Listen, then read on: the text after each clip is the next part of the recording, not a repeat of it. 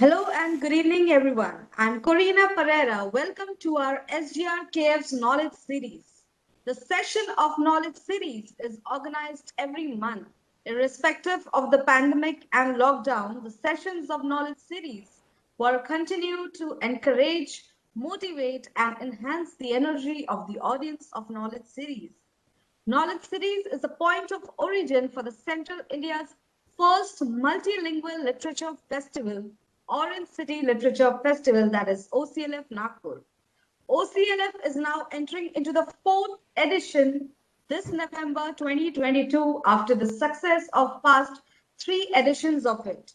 Knowledge City session is now a part of Orange City Literature Festival. Today we have invited Dr. Harshali Singh for the session on Feminism and Law. Can a feminist jurisprudence help in a more balanced approach to gender and provide greater equality and justice and social justice? Dr. Harshali Singh is a New Delhi-based member of the District Consumer Dispute Redressal Commission, an author, a poet, an academician, a teacher trainer, an occupational therapist, and an avid reader and a passionate painter. She has written in several literary genres ranging from poetry to fiction, columns to essays. She is the contributing author in several anthologies. Her short stories are featured in several e-magazines. Her novels, A Window to Her Dreams and The Anatomy of Choice, form part of 9-book series comprising the Haveli series. The third book in the series is in the final stages of being released. Her poems are part of women-centric bilingual anthology of poems called She the Shakti. She has won the prestigious Write India Season 2, a short story contest organized by the Times of India Group. She has also chaired discussions with eminent personalities in their chosen fields of world peace, meditation, infertility, and social causes, and stalwarts in the field of writing. We welcome you, ma'am. We welcome our moderator for the session, Ms. Vinita Pandey. Ms. Vinita Pandey describes herself as a gallivanter, a dreamer, a bibliophagist who believes that life is best lived in the moment and that an extra dose of enthusiasm never hurt anybody. She pursued a diploma in Hindustani classical music. A serendipitous auditioning at All India Radio led her to join them as an announcer and radio jockey at the Western music section for a number of years. She soon found her calling with teaching and has put in almost 15 years of teaching English at various reputed schools across India. We welcome you, ma'am, to our SGR Knowledge Series. Thank you so much, Corina. Thank you, ma'am. For that lovely introduction. Thank you, Corina. Thank you. I request Vinita Pandey, ma'am, to kindly take over the session. Right. Thank you so much, Corina, for the warm welcome. And good afternoon, viewers. It's a lovely afternoon here in Delhi. It rained yesterday and it's crystal clear and blue. And at the outset, I would like to say that it's a pleasure to have you with us, Dr. Harshali. You wear so many hats effortlessly and with so much panache. So I so look forward to this, enlightening discussion with you today. So Harshali, before we delve deep into our topic for today, which is feminine jurisprudence, could you, kind of elaborate on the term for our viewers, please? What really is feminine jurisprudence? First of all, hello to everybody. Hello, Vinita, and thank you for having me. It's a lovely day. You're absolutely right, and it's a pleasure to be here on this day. To explain feminist jurisprudence, I would have to say that it is a philosophy of law based on political, economic, and social equality of sexes. Now, the feminist legal theory is basically twofold. First, feminist jurisprudence seeks to explain ways in which law has played a role in the women's subordinate status. And second, it is dedicated to changing women's status through a rework of law and how does it approach gender. Now, feminists believe that the age-old law and practices that were made from the viewpoint of men and do not reflect the women's point of view and their role in history. So the three major schools of thought in feminist jurisprudence is actually, the first is cultural feminism, which appreciates and celebrates the difference between men and women. There is liberal feminism, which promotes freedom of the individual, freedom from age-old beliefs of male authority, and seeks to basically erase gender-based distinction. And then, of course, we have the dominant feminism, wherein they believe that we need to abandon the traditional practices which were made from, as I was saying earlier, a male's point of view, and how males are considered to be superior.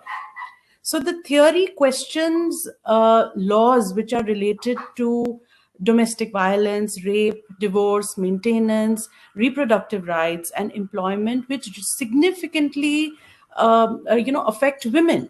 And they have changed the gender discriminatory laws to gender neutral laws. And we see that in our country right now. We're seeing the changing facade that is happening as we speak, actually.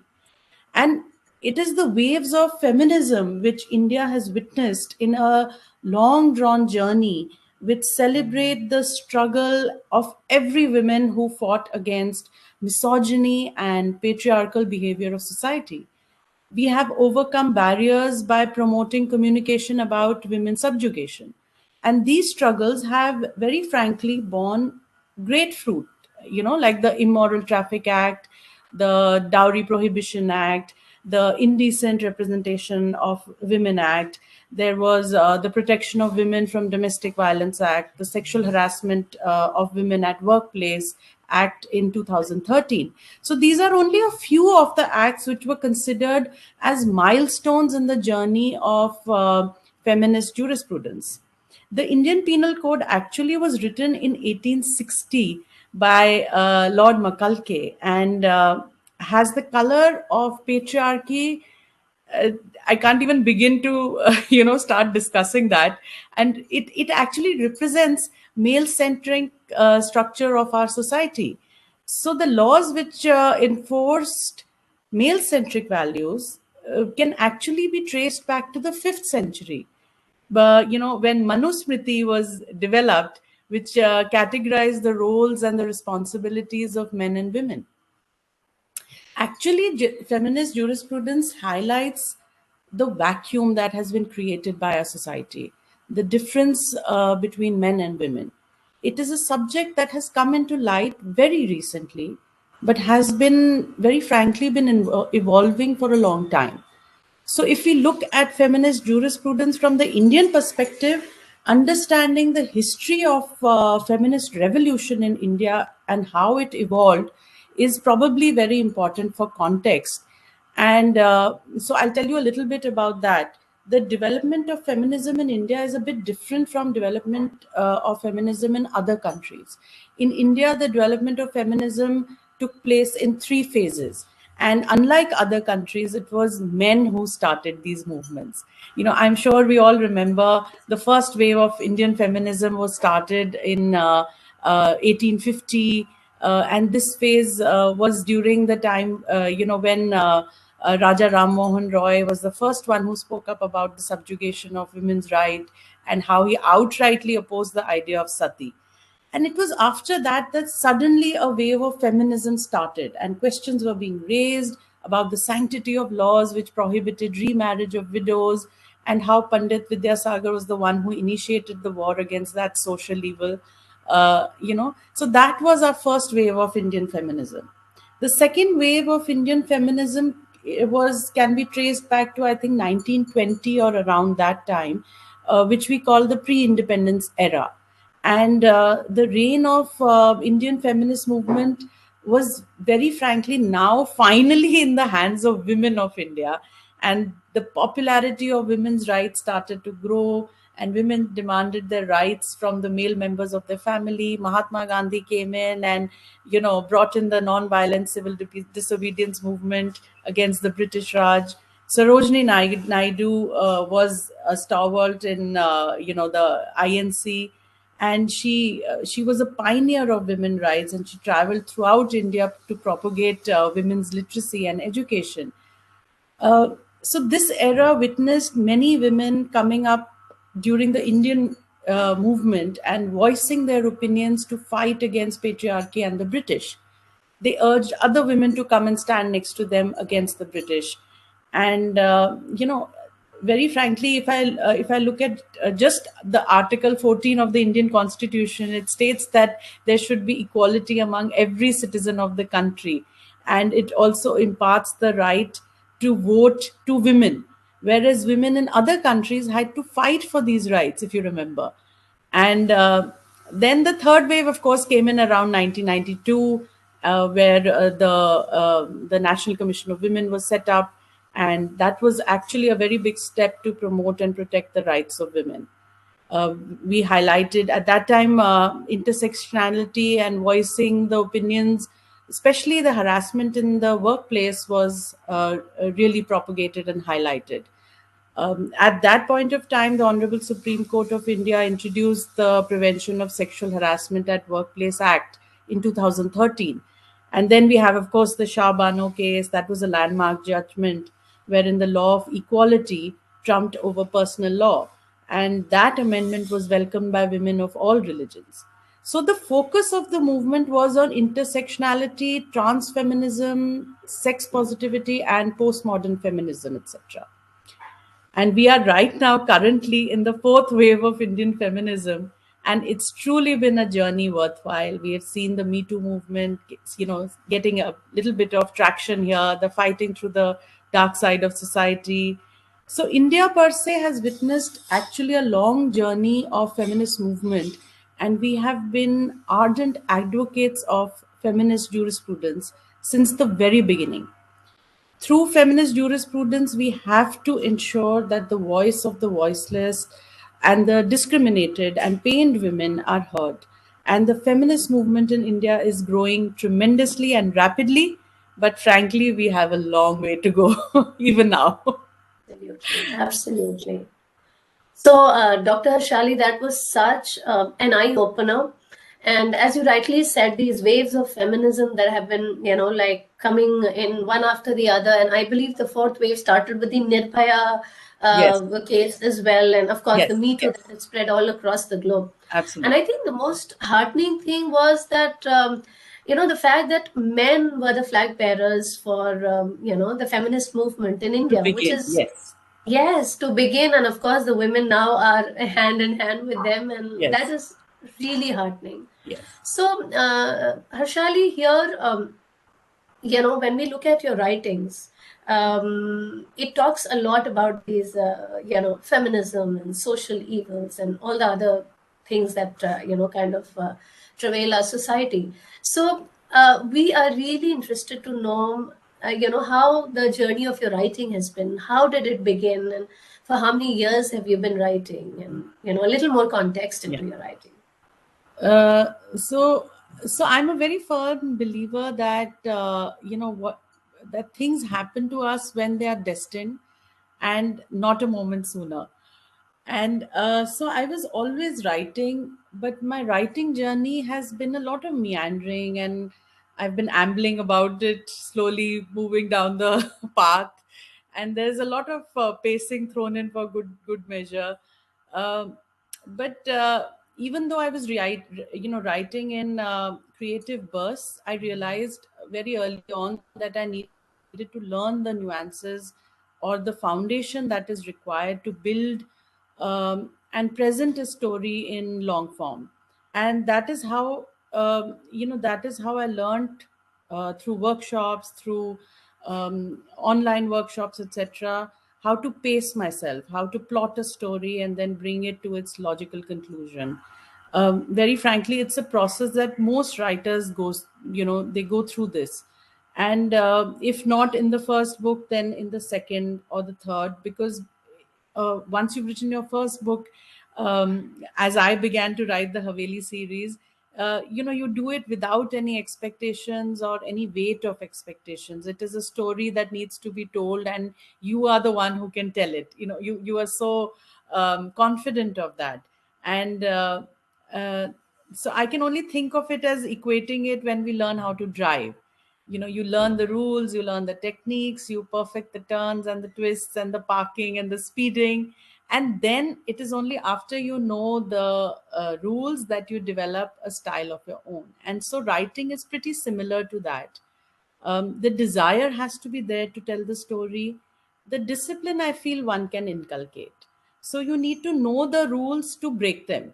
And when you write for your primarily for yourself, and write about things that excite you and make you question what is happening in our society, inevitably the stories find an audience, find people who relate to those same things, and the same things that excite you are, you find a imitation of those in other people. Now, the Haveli series actually chronicles the life of the family that resides in the Haveli of the 100 Doors, which exists in Old Delhi. And it's the life of the family members are intertwined with the Haveli, as it's kind of watching over them and absorbing their angst, reflecting their happiness. And it's like a sutradhar, or it articulates their lives through all the stories that I'm telling about the siblings. I'm trying to portray with realism relationships within a family, and that essentially deal with urban adult subtleties of relationships, trying to depict the world that I inhabit or I question. So the first book is called A Window to Her Dreams, and it talks about the underbelly of marriage, the social evil, which is called, which is like domestic violence, marital rape, and emotional manipulation. The second book, Anatomy of Choice, talks about live-in relationships, threesomes, and the consequences of these decisions. That are we, as Indian children or as Indian women, ready to take on the consequences of taking these very Western, I won't say Western, but yes, decisions which are not normally part of our culture. The third book is called A Paradox of Dreams. And this is a quest into oneself, I will say, to find the inner strength to open doors within ourselves. That's what the female protagonist does.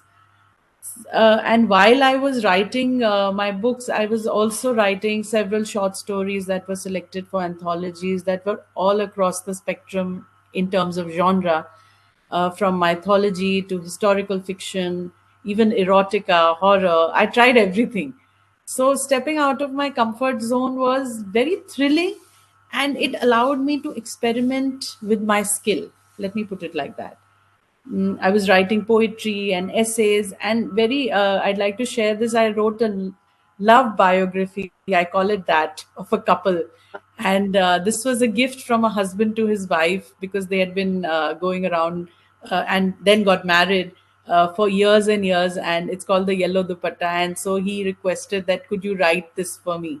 And that was very exciting and very new, because though I was writing it, I had to constantly ask him, and he was like telling me his love story, and it was very interesting. That was a very interesting project.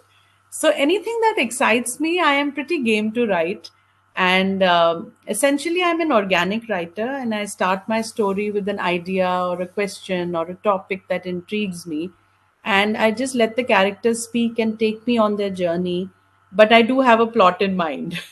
So the first draft is quite free flowing, and it has a start and a middle and an end.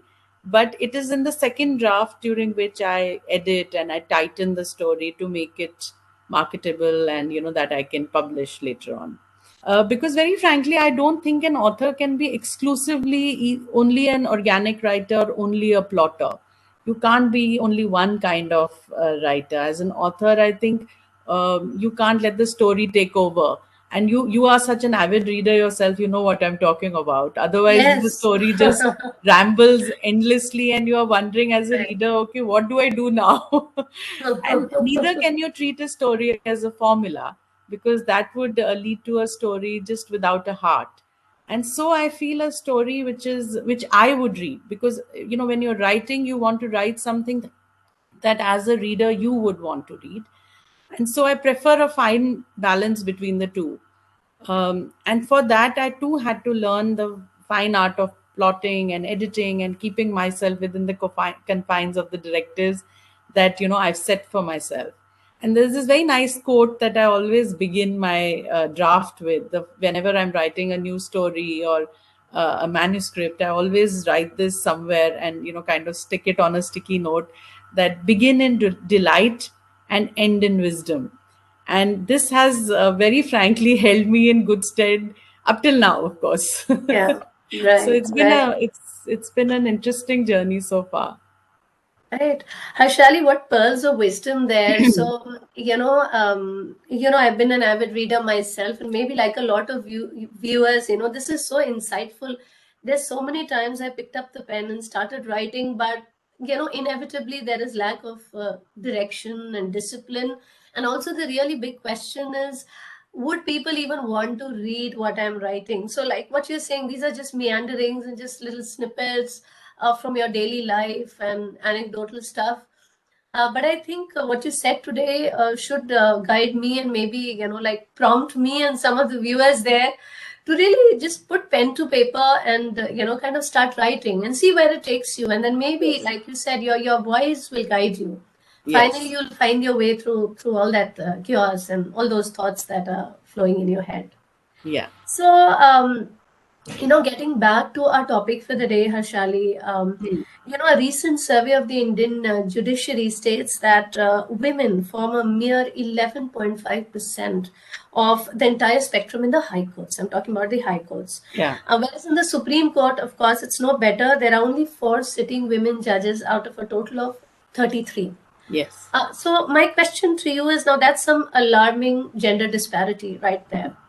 My question to you, Harshali, is, talk to us about the ease of discharging your duties, your responsibilities in, primarily a male-dominated arena. I mean, it goes without saying that it's extremely tough, but maybe we'll be surprised. So just enlighten us on how it is for you as a judge. Uh, very frankly, this is a minefield of a question that you asked. But the answer, sadly, is that yes, women are still trying to prove their worth, showcase their contribution to society, especially in the male dominated arena. There are women who are trying to imitate men and how they behave, and there are women also who are overly soft and hence perceived as being just a chair filler rather than someone who can get the job done or who knows her job. Personally, I let my pen do the talking.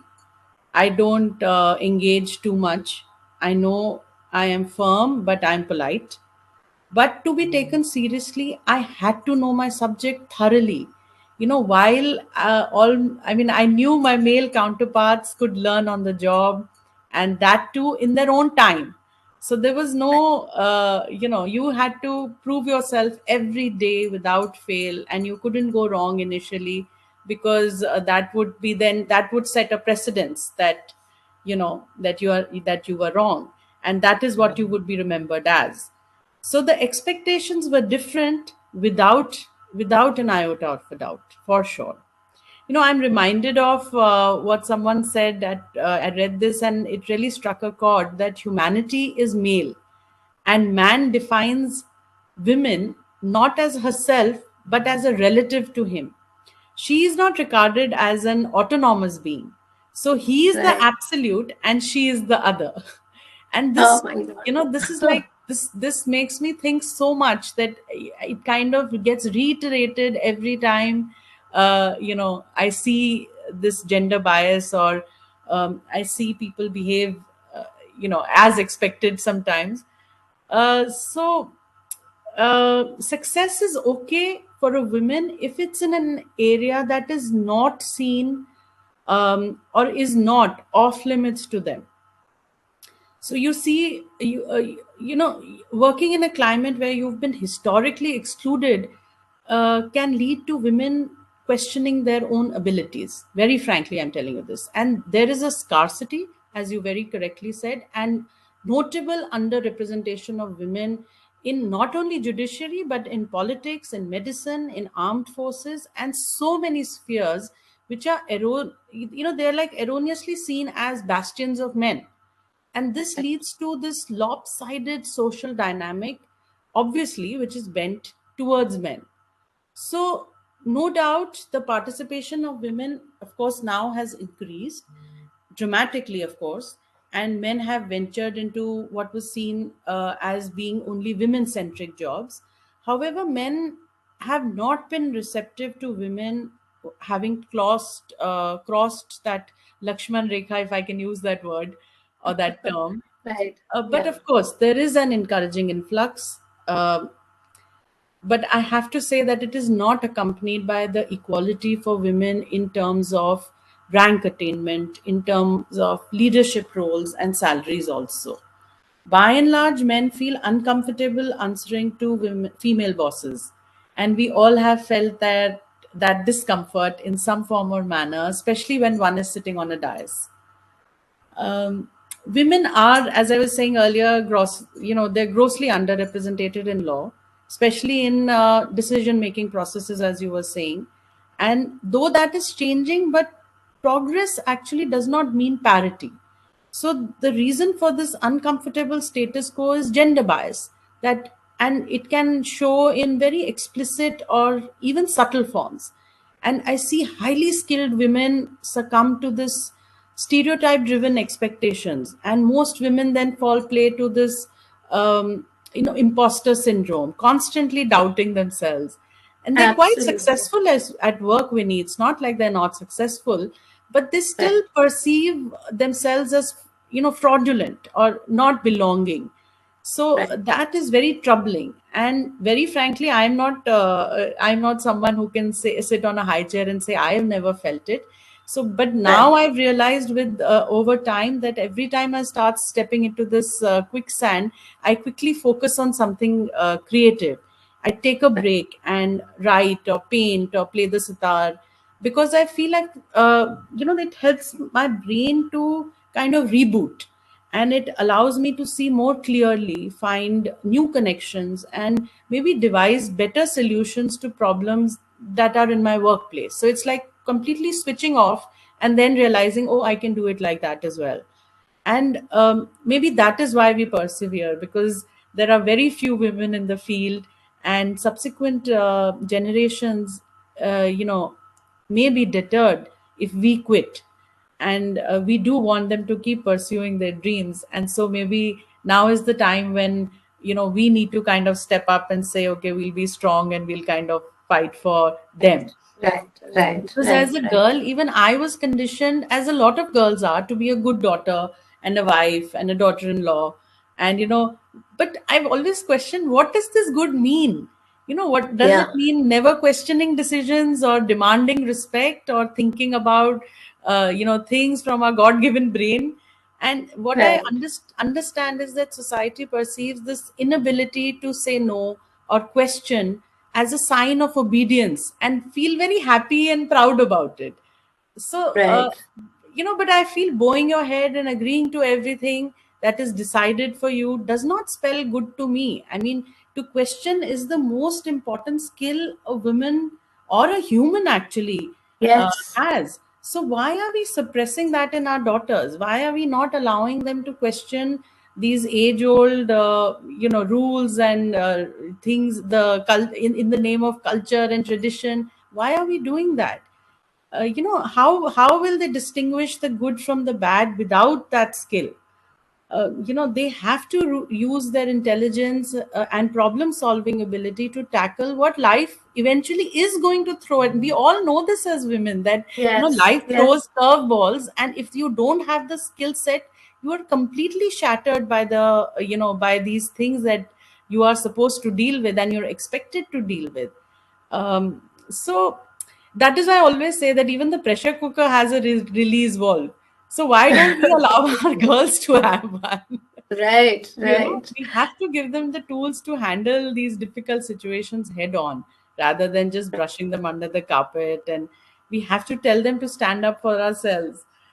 So, right, but again, I've always thought that maybe this self doubt, could it be because of the pipeline effect? There is this notion that since there are insufficient number of women in the related field for a long time, are they ready to be advanced to the top tiers? So that is again another thing, another conversation maybe, or another thing that I've always wondered, that is that the reason why women don't reach the decision making chairs. And right. but essentially I feel it's apparently difficult for men to understand the feeling of having to prove yourself over and over again, and just to simply be allowed to do your job. And Right. not I'm not even talking about the hopes and aspirations one might have, but to do even better at your workplace, but just to be able to do your job in peace, and for that to have to struggle and to constantly have to prove yourself. It seems that it's a concept that people don't Alien. grasp. So women are still Right. struggling in the man's world, and I think it is primarily due to gender discrimination, which may not be overt, as I was saying, but certainly has subtle manifestations. And the first broken rung is the biggest systemic barrier to gender parity. So and I think this gender imbalance is of course due to small number of women in decision making positions, of course. And I think we've made remarkable strides in the last decades, but the gender gap is still very much there. So we have to do something about bridging this gap. And there are people who have already been working tirelessly to bring about gender parity all over the world. And we'll just kind of follow in their footsteps, I suppose. Right.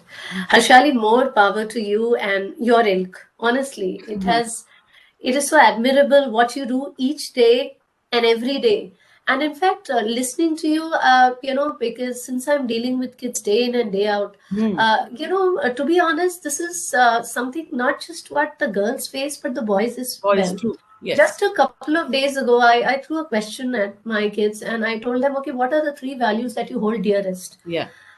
I did expect different questions, different answers, especially because they've been with me for some time, and a lot of them told me to obey, to be nice, to look up, to obey your elders, which is of course good, but that thing that you must do the right thing or you must follow your heart is something I heard from a very few kids, irrespective of their gender. Yeah. So maybe, I mean, of course, the girls face it worse, but I think it's something that's ingrained deep within our boys as well. That's what I felt. And when I listened to you, I felt the same. Yes, Which is absolutely. why they also can't give the freedom to, to women to be themselves, maybe. It's just that they're questioning their own existence as well Absolutely, in absolutely. the I, whole I thing. don't think it's only, I don't think it's only about women, but I Yeah, think the conditioning has seeped so deep into our society that yeah, irrespective of gender, I think we're all struggling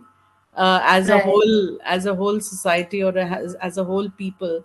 And unless the mindsets can be changed, or at least amended, adjusted, whatever word you might want to use, I Right. think we are going to be in a soup very soon. Absolutely. This reminds me of an incident, 2, 3. I think this was on February 19th or so, where this Justice Rekha Palli was, she's in the middle of a court ruling, and the advocate kept on saying, yes, sir, wherein Yes, I love the fact that she did not just discard it and took it by took the bull by the horns and kind of scolded yes, him and told him yes, that, why are you calling me sir? Don't you know that I'm a woman? yeah, But what he said, what the advocate said later was actually more of an eye opener, where he said that, no, it's not about you, it's your it's chair. your chair. So, Yes. kissa kursi kaha, Harshali? Huh. I mean, it's just something that's so ingrained within us, wherein she, kind of further reprimanded him, saying that,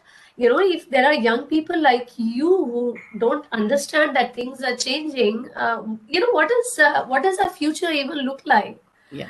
And So, that's even yeah, more sorry. troubling, because if you start giving a gender to a chair, that Yeah, means whoever's sitting on it, you are not even seeing that person. yeah, So maybe what she said is absolutely right, that the youth needs to now be able to stand up, and the youth is our children. We are the ones who are yes. bringing them up uh, with those thoughts in their mind. So it's a very, very uh, you know it's troubling, but then I see it getting better. I mean, I see the pace is very slow and very steady, but we now need it to pick up pace, actually. And the very fact that we are talking about it, Harshali, just a few years ago, nobody spoke about these things, especially feminism and law. Like you said, feminist jurisprudence is something that wasn't really a topic for Yes. everyday discussion. Yes. So, Harshali, when one, I have thumbed through a few of your books, and Mm. besides the engaging storyline and the way you pull in your readers, Yeah. what really connects with me, since I am a woman, a strong woman myself, is the fact that your protagonists are, these gutsy women Mm. who kind of know. I mean, maybe not, don't have it all figured out, but are there. They have this indomitable will that shines through. Yeah. So, how is it, that is it because of your connection with law, and you also talk about social issues? So, is it because of your, your connection with law that your women and your protagonists are, kind of shaped this way? Yeah, I think inevitably, okay, let me begin that when I started writing, I very frankly thought, Vinny, that I'll write a book on family and love and relationships. Very Happily frank. ever after. Yes. Uh, but as I think, but as I started, I began to write. Um, as a woman, I think we absorb and we observe so many little cuts along our own journeys. And when I watch others, I tend to question these lacunae that still exist in our society, as we were talking about, especially when it comes to what is allowed and what is disallowed because you are a woman. uh, Right. and as I interacted with more and more women, and in your profession, in your occupation, there are several types of women from all all over the spectrum, from all strata, that who come to you, who need maybe just a kind word, or who come to you with their problems, etc. And I sensed a very deep sense of dissatisfaction that reflected in the choices they made. And these observations actually troubled me enough, and they literally fueled my writing journey. And so the question is always, if women really have choices, or are we collectively fooling ourselves? Or is the pendulum on the other extreme end, and women somehow have this unlimited option or options now, that and they're just suffering from analysis paralysis and the perpetual grass is greener syndrome. We Right. also know women who are struggling with fast track careers and being a mother and a wife, everything together. Do they really have a bandwidth to explore a meaningful relationship with themselves? So all these questions, kept bubbling inside me. They kept kind of percolating, and I needed to bring it out in some form or manner. Maybe that was my cathartic,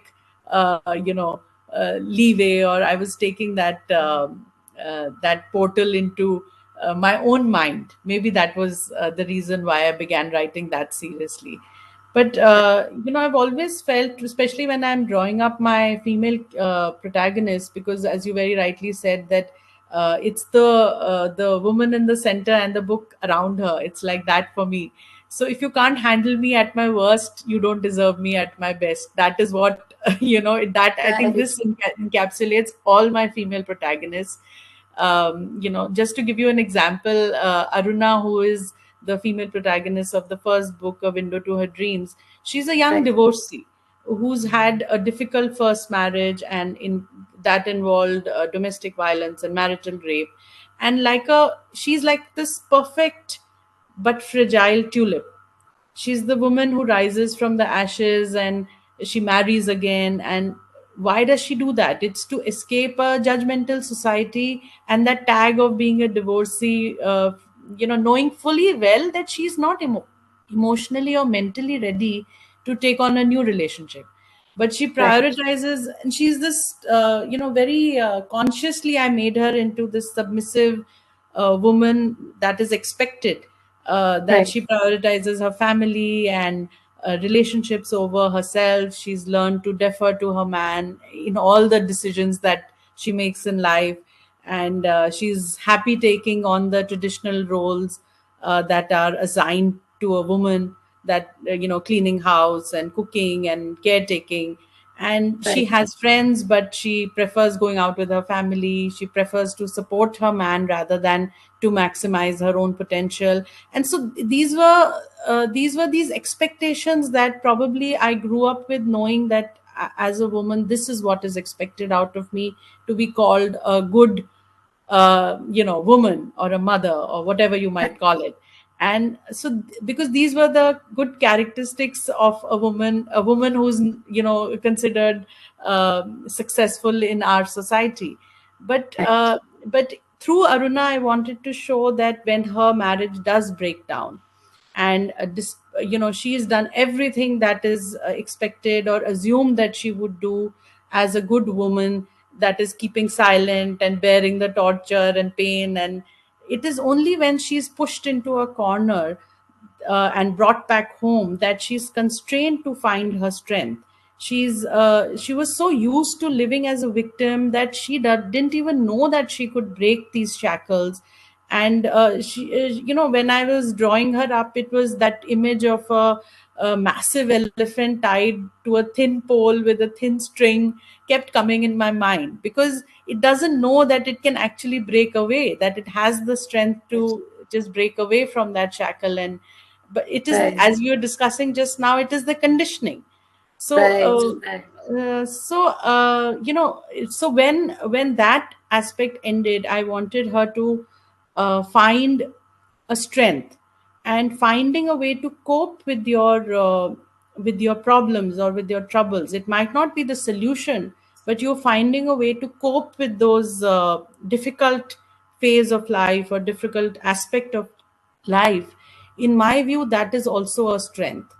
And I think that is why I wanted Aruna to make the best of her situation. And I didn't want her, I mean, she was seeing her abuse as her own failure, that a lot of women do in our society. And Yes. that is Yes. what I wanted to portray. So and of course I gave her the grit and the determination with which she sets about to unlearn the conditioned responses and finally finds the strength to stand up for herself. So that was the Right. first daughter, Aruna. The second daughter, for her, as I'm also a second daughter, and my elder sister Me is too. completely yes, completely different from me. She's like Yeah. we're polar opposites. And Right. so in the second book, Bhavya, she's the female protagonist. I wanted her spirit to shine in Anatomy of Choice, and so I made her very bold and also confused. So she's a contradiction. She's smart and Right. she's moody. She's vulnerable, but she's independent. And so she's absolutely contrary to Aruna, who is the submissive heroine. Right. And so no, so Bhavya was the realist, and I hope she became a relatable character. Uh, Right. she's aggressive, and but you still can't ignore her. And she Right. chooses to live in a relationship, which is she chooses to have a live-in relationship with Tenzin, who is a boss.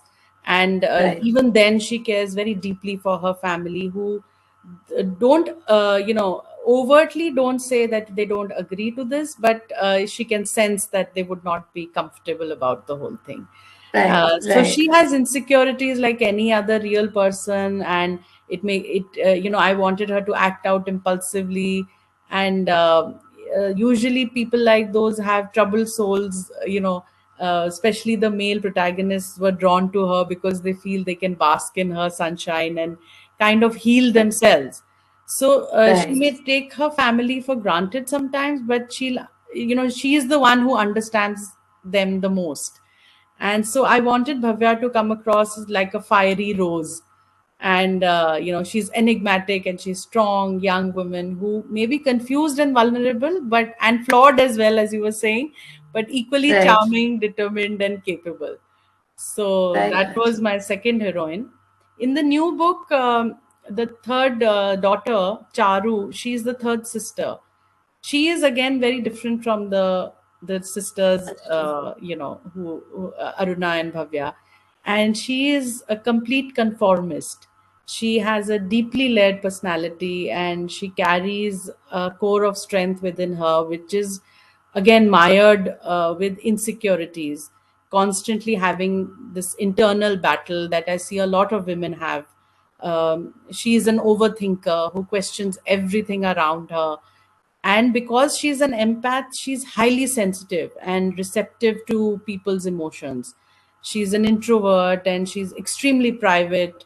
And as I was saying, she's an empath, so her intuition is very heightened since she lost her sight.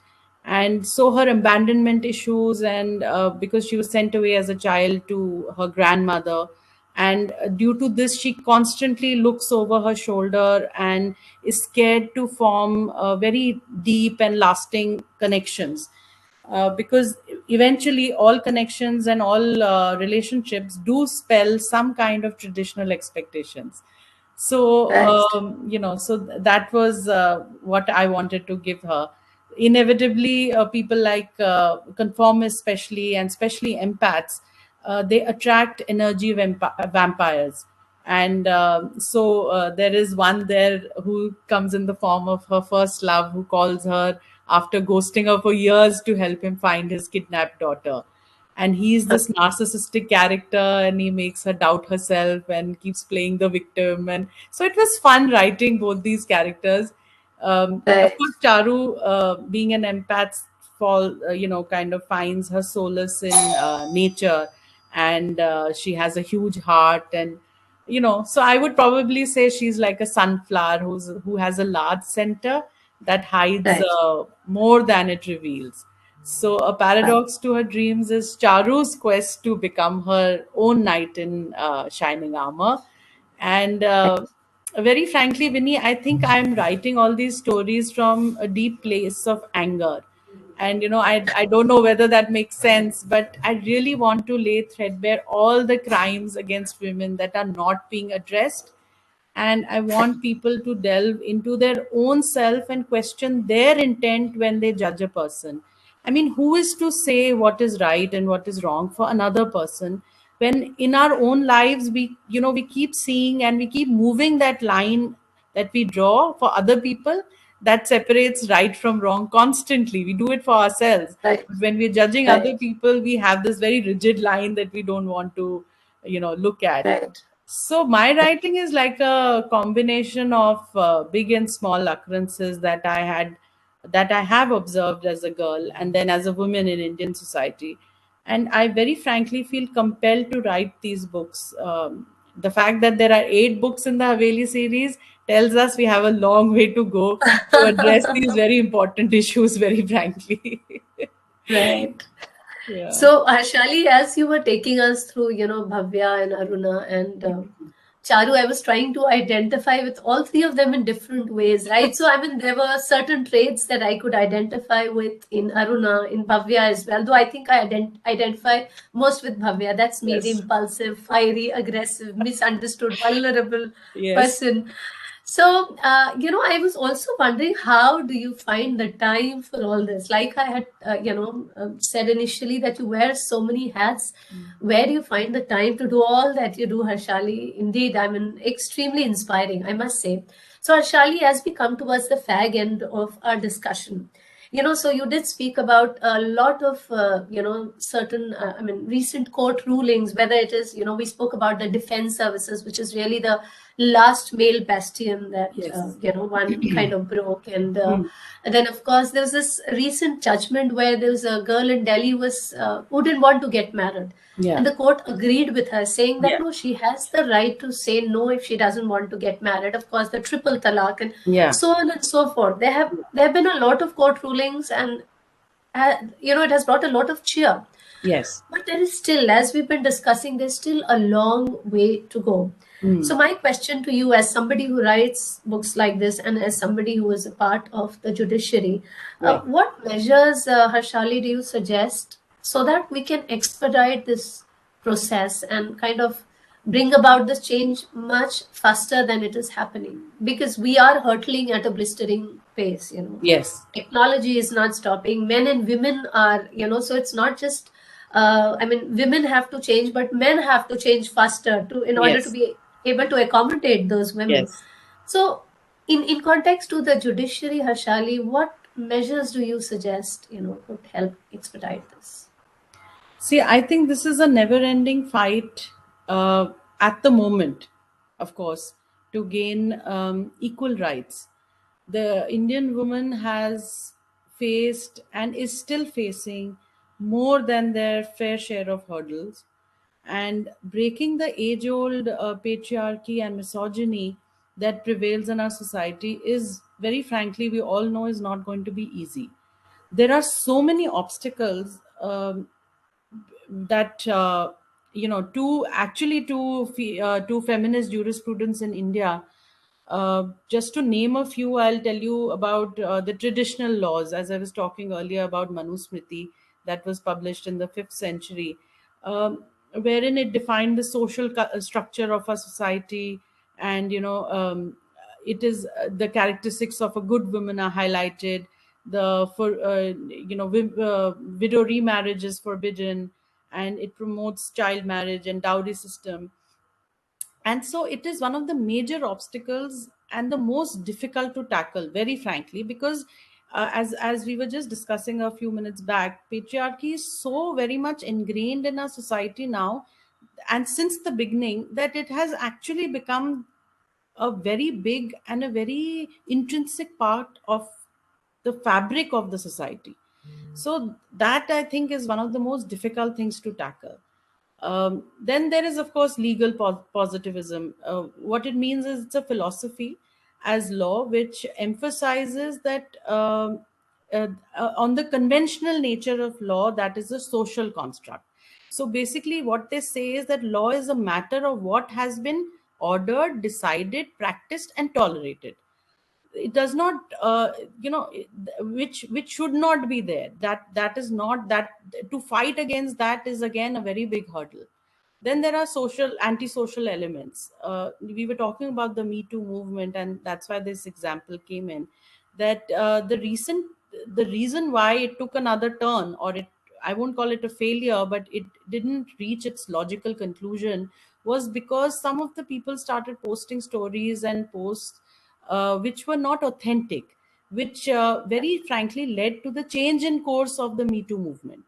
And so this actually pulled down and made feminism, you know it, it it made the society look down on feminism rather than see them as people who are wanting to achieve a better society. Then, of course, gender roles is again something that we are dealing with on an everyday basis, where women are compelled to compromise their jobs for their family, and a woman's duty is it to to take care of her family. But how does all the gender roles translate in a workspace? If I'm to talk about that, I will say the hiring of women is affected when these gender roles are so ingrained, because women are seen as dispensable. So they are not given that opportunity in the first place, because they're going to get married, they're going to have children, so the maternity leave and all those things come into play as soon as a woman comes for a job application. So feminist jurisprudence has developed in its own pace in our country. There are some gaps which need to be filled, of course, as we know. There are some bridges that we need to cover, that distance between the government and the underprivileged women, especially. And the feminist movement in India needs more push. There are many more amendments which require our attention. There are many laws that should be passed, which are right now very discriminatory in nature. There is gender pay gap, and that is still persisting. Even though I think we're all raising our voices against it. There is safety of women is not ensured as of now, and I don't know when that will happen. There is a promotion of rape culture through all these songs and movies and jokes, which I think all these things need to be curtailed. So for me, feminist jurisprudence is, I would encapsulate and say it means a progression of mindsets. As I think I began with that Right.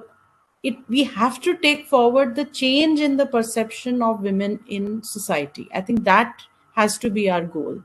And through, very frankly, through various approaches, feminists have identified implications of seemingly neutral laws and practices. And especially about when it comes to laws affecting employment, divorce. You were just talking about triple talaq, reproductive rights, rape, domestic violence, sexual harassment. We've all seen that laws are being passed. And so we know that there is a benefit from the analysis and the insight of feminist jurisprudence that is happening even as we speak. So acknowledging the problem, to answer your question, first is acknowledging that there is a problem will certainly bring us a step closer to its resolution. And we need to address this massive lack of same-sex mentors and role models who can handhold women who wish to walk the same path. And the best way to achieve this progression is only and only by educating women. I think that I can't stress that enough. That has to be our first, that has to be the first thing that we do. Secondly, by having powerful female role models, because there are, they are the ones who are more likely to endorse the notion that women are well suited for leadership roles. And mentoring and holding the door open for more women to enter the workspace that we already are occupying. When women advocate for women, it completely changes how women are perceived. So speaking up against injustice and, very frankly, rocking the boat, because I don't know why, but we've been told don't rock the boat. I say rock the boat. Don't play to the gallery. Yes. So as a writer, I can only bring these issues to the fore by writing and documenting the struggles of the women that I meet every day, that face these problems every day due to the prejudices that literally seem woven into our societal fabric. And very frankly, there are great many difficulties that many Indian women face, which I sometimes feel we can't even comprehend. From poverty to female feticide to sexual harassment, lack of education, job skill training. I mean, there is a lot of work to be done. And as I was, I was actually thinking about this, that we are actually in a relay race, and the baton is of bringing about a change is now in our hands. So the tall women who came before us have already opened the doors and minds of the society, and therefore now the onus lies on us to act responsibility and open the door wider. And we have to leave behind a legacy that the coming generation is able to hold up as an example. So then how can we not try our hardest to better the narrative of women, who is equal and hence empowered? I mean, I don't think anything beyond this we can do. I mean, we are duty bound to do this. Right, Harshali. Yeah. And I think hopefully you and me and a lot of women out there are doing this day in and day out. And like you said, through example. For example, every day living the kind of woman you want to be and the kind of women you want to raise. Yes. So I think Rena has joined us. Yes. She's signaling that you have exceeded your time limit. Hi, we've exceeded our Harshali, time. The topic is Harshali, so, the topic is quite vast, and honestly, the hour just flew by. yeah, It's been so amazing talking about your book, your work, and of course women. And we put the woman in the crosshairs, and it's a topic I love talking about, just as you do. absolutely. 1 hour is So too short. Harshali, yes. So I believe your book, Paradox of Dreams, is about to hit the stands. Yes. And I can't wait to pick it up as Oh. promised. And I wish you all the very best for Thank this you. book. And we look forward to you churning out more books in the Haveli series. Thank you so And much. to you making more changes as you are already doing in the legal fraternity. Thank you Thank so much, Harshali. It's been an Thank you. amazing afternoon. Thank you so Thank much, you. Thank you, OCLF Karina. and Risna Group. Thank you so much for having me. And Vinny, it was wonderful chatting with you, though I think I just went on and on. But this is the No, topic which is not at very close all. to my heart, Thank you and so much. and Thank I just can go on and on about this. Yeah, I No, live it's it been every day, amazing. so there's so much Right, to, absolutely. yeah. Absolutely. So over to Thank you Karina, so I much. believe. Yeah. Yeah, thank you. It was really a great session, ma'am, though we exceeded the time limit, but really I enjoyed and I cleared all the doubts related to this topic, really. And before I conclude, I would like to thank Dr. Harshali Singh and Vinita Pandey, ma'am, for the insightful discussion, for sharing their extensive knowledge and expertise, and for contributing to the SGR Knowledge Foundation Knowledge Series. I would like to express my gratitude to Mr. Sunil Raisoni, Chairman of Raisoni Group of Institutions, for offering this opportunity, as well as Westland Publication for supporting this session. Thank you to everyone who joined the session. This Thank session you. will be there on our OCLF Nagpur YouTube channel and SGRKF Facebook page. We will be coming up with more sessions. Till then, stay tuned with us and please do subscribe to our SGRKF Facebook page and OCLF YouTube channel. Thank you. Thank you so Thank much. you.